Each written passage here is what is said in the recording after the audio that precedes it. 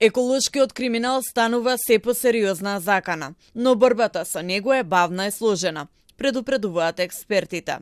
Најсериозните слабости, според правосудните органи, се лоцирани токму во истрагите.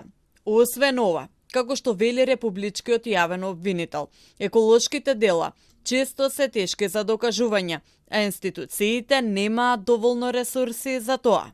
Недоволните капацитети на инспекцијските и другите истражни органи за откривање на овој вид кривични дела, како и скапите и долготрајни вештачења го обременуваат докажувањето на делата од еколошкиот криминал.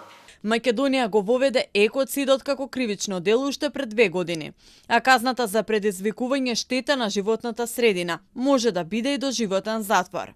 Најпрвен подигање на свеста за значењето на животната средина и незиното унапредување и како второ, преземање конкретни мерки кон загадувачите и нивно соодветно казнување.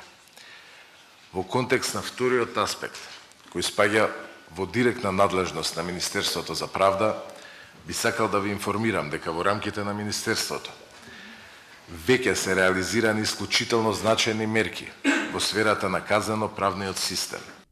Од Министерството за животна средина посочија дека државата се соочува со климатски шокови, што водат до губење на природните ресурси, и порачаа дека само институциите можат да обезбедат заштита.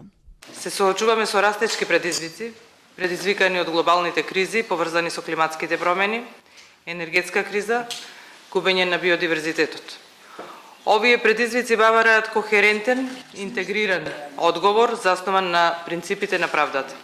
Заштитата на животната средина не може целосно да се обезбеди без силна законска рамка, ефикасни институции, цврста меѓуинституционална координација и силен спремен правосуден систем.